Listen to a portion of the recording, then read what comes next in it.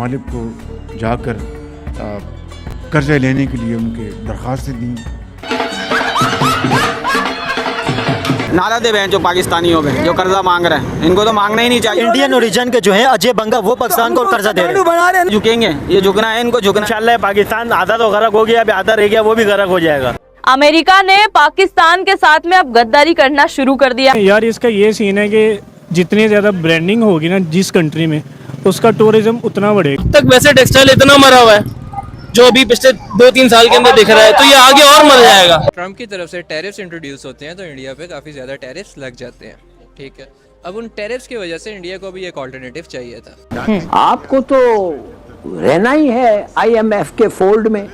अगर आप IMF के फोल्ड से निकले तो यू फेस बैंक्रप्सी और आप कर भी नहीं सकते हैं। I think India has demonstrated that it can show exceptional growth. The real thing is not the percentage of growth.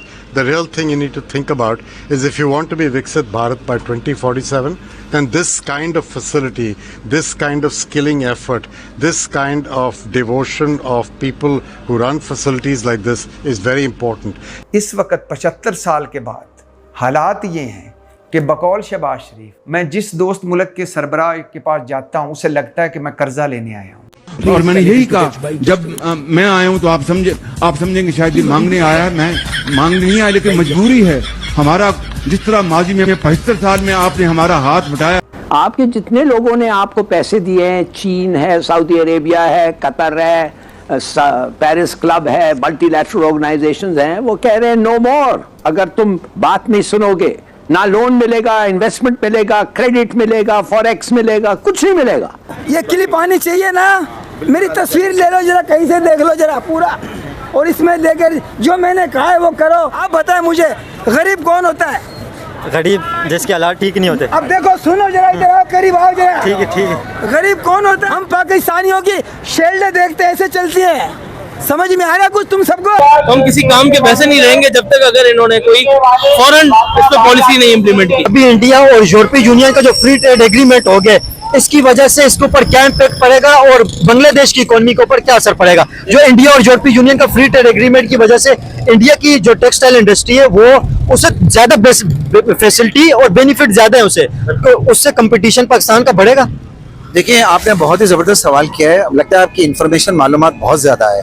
आपको ये समझना होगा पूरे पाकिस्तान के अंदर जो टेक्सटाइल सनत है, ना सिर्फ वो पूरे कराची में बल्कि पूरे पाकिस्तान के अंदर है।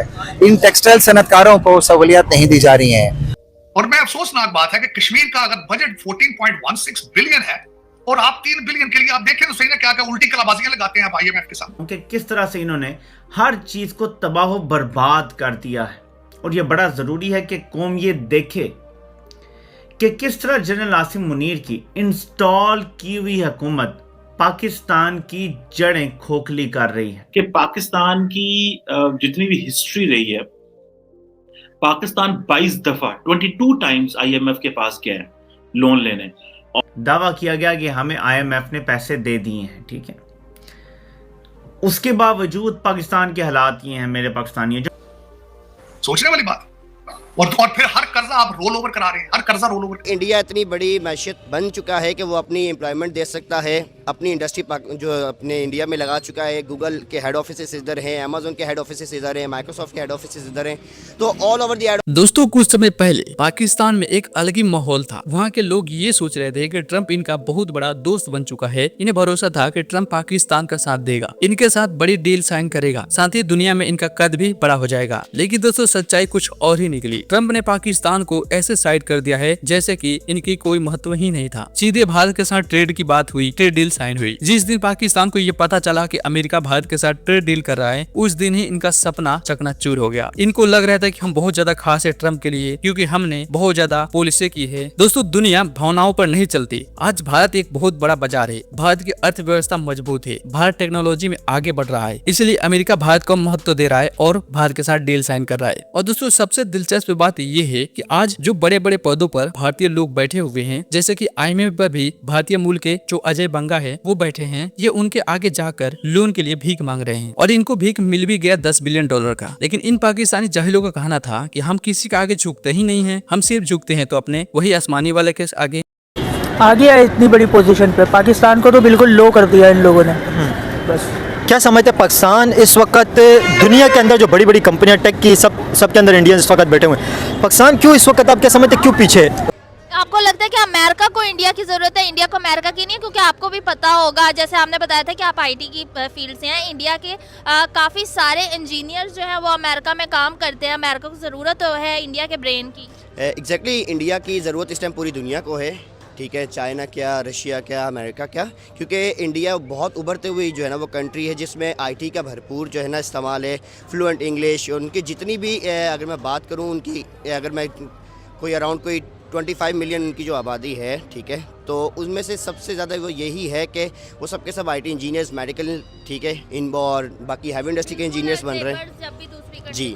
तो डेफिनेटली इंडिया इतनी बड़ी मैशियत बन चुका है कि वो अपनी एम्प्लॉयमेंट दे सकता है, अपनी इंडस्ट्री जो अपने इंडिया में लगा चुका है। गूगल के हेड ऑफिस इधर हैं, अमेजोन के हेड ऑफिस इधर हैं, माइक्रोसॉफ्ट के हेड ऑफिस इधर हैं, तो all over the head office अगर मैं बात करूँ ग्लोबली तो वो इंडिया में।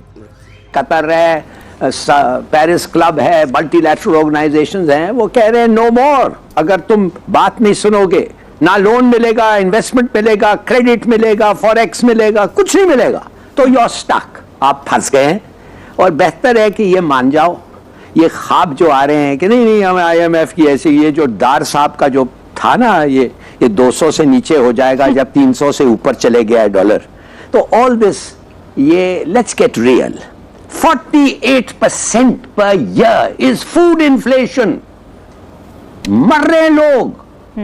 ये है आपका बजट, ये और ये कम नहीं होगा ना। 22% इंटरेस्ट रेट कम होगा, इंटरेस्ट रेट कम होगा तो इन्फ्लेशन बढ़ेगी। They can't afford to do that. उसका स्कीम आपने देख लिया था, वो जो क्या था, वो पेट्रोल का स्कीम, वो डबल पेमेंट का, ये वो खत्म, फिनिश, गॉन। पता नहीं उन्होंने लगाया क्यों, I don't know what world they are living in. तो कहते कि अगर आप अनडिसिप्लिन लोग इतने पैसे इतने सालों तक विदाउट डिसिप्लिन खर्च करते रहे हैं, खाते रहे हैं, कितने सारे लोग, 70% पाकिस्तान का टैक्स 11,000 लोग देते, यकीन कर सकते हैं आप, 11,000 लोग 70% टैक्स देते हैं इस मुल्क का। अच्छा, तो हम लोन क्या समझते हैं, लोन लेना बंद क्यों नहीं हो रहा है? हर थोड़े टाइम के बाद लोन क्यों लेते हैं?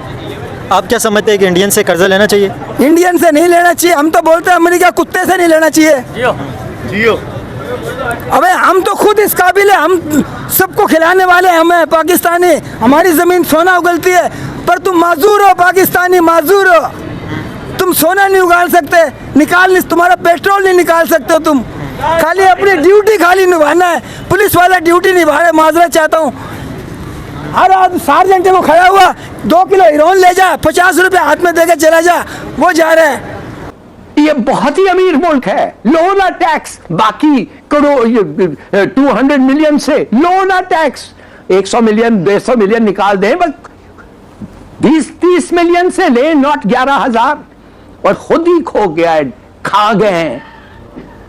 तो फिर this is the situation you face. तो हाँ, मैं आपको ये बताना चाहता हूं, आपका क्या समझते हैं, आपका डेट कितना है? 100 बिलियन आपका डेट है। World bank, IMF, ADB 44 billion, China 30 billion, Paris club 11 billion, bond market 7 billion, banks 2 billion, Saudi 6 billion. देखिए, फॉर गॉड से कब तक? और आप देने का कोई बात ही नहीं करते हैं, काशकोल लेके खड़े हो जाते हैं उधर, कह थोड़ी देर और मेहरबानी से थोड़ा और दे दें जी, थोड़ा और दे दें। उनके अंदर इस वक्त जो लोन है वो इंडियन ओरिजिन का जो है अजय बंगा वो दे रहे हैं, इस पे क्या कहेंगे? इस पे नहीं लेना चाहिए इनको, ये भिखारी हैं, ये हमारी जो हुकूमत है ये फकीर बन चुकी है, इनका कभी पूरा होता ही नहीं है। ये क्यों लोगों को भिखारी क्यों बना दिया? आपको पता है जो Saudi Arabia, Dubai, Qatar, Oman, Bahrain, Muscat, Gulf के अंदर जितने भी पाकिस्तानी अभी जा रहे हैं ज़्यादातर लोन लेके जा रहे हैं और वहाँ पे वो जाके भीख मांगते हैं। अभी UAE ने वीज़ा बैन लगाया, इंटीरियर मिनिस्ट्री ने भी ये बात कही है कि यहाँ से लोग जो जा रहे हैं उम्रे के नाम पर जाते हैं, लेकिन वहाँ पर जाके भीख मांगते हैं, जिससे पाकिस्तान का नाम ख़राब होता है। तो मतलब यहाँ से लोग भिखारी बन के जा रहे हैं। और शहबाज शरीफ अभी ये बात कहते हैं कि हम लोग भीख तो नहीं मांगना चाहते, मतलब लोन तो नहीं लेना चाहते, लेकिन मजबूरी है, हम लोग कुछ कर ही नहीं सकते। भाई What are you? Now you have self-respect, no a sense of क्या, what shall I say? I'm sorry, मैं क्या आपको बताऊं? और फिर कहते हैं अच्छा ये बजट अच्छा दे दो यार, अच्छा दे दो। कैसे देंगे अच्छा? कॉटन आपका 14 मिलियन बेल से 7 मिलियन आ गया है, पूरे हिंदुस्तान को तुम खिलाते थे पंजाब से, अब अपने आप नहीं खा सकते हो। Punjab is not enough for you. बिल्कुल। क्या यार, खुदा के लिए, मैं आई एम वेरी सॉरी। ये बजट के बारे में जब आप बात करते हैं कि ये सब लोग, ऑल पार्टीज, और माफ करिए ब्यूरोक्रेट्स ऑल्सो, ये बड़े क्वालिफाइड ब्यूरोक्रेट्स है ना, ये LSEs और पता नहीं किधर किधर पढ़ के आए हैं और आपको कहते हैं ये कर दे वो कर दे, मगर हुआ कुछ नहीं है। अभी आप क्या समझते हैं, अभी रमज़ान आने वाला है, महंगाई बढ़ती जा रही है, एक गरीब के ऊपर इसका डायरेक्ट असर पड़ेगा। अभी कुछ टाइम से तो इन्फ्लेशन थोड़ी सी रुकी हुई है, लेकिन अभी हालात और ख़राब होते जा रहे हैं, इस पर क्या कहेंगे? भाईजान हर ममालिक में आप जाके देख लें, रमज़ान आने के टाइम पे तो आपको 50% ऑफ कर दिया जाता है। ठीक है, पाकिस्तान में तो डबल हो जाते हैं, क्यों होती है? इसकी क्या वजह है? सारे जिसको देखो वो रमज़ान कमाने के लिए लगा हुआ है, 2 रुपए की चीज़ें 10 रुपए की बेचते हैं। मुसलमान है ना, तो इसका रोकथाम क्यों नहीं होती है? क्या समझते हैं, इसमें गवर्नमेंट जिम्मेदार है या बिजनेसमैन जिम्मेदार है या जो होल सेलर है वो जिम्मेदार है? इसके पीछे कौन आप समझते हैं कार्रवाई किस पे होनी चाहिए, मतलब गलत कौन कर रहा है? नीचे से ऊपर तक सारे जिम्मेदार हैं, एक को नहीं।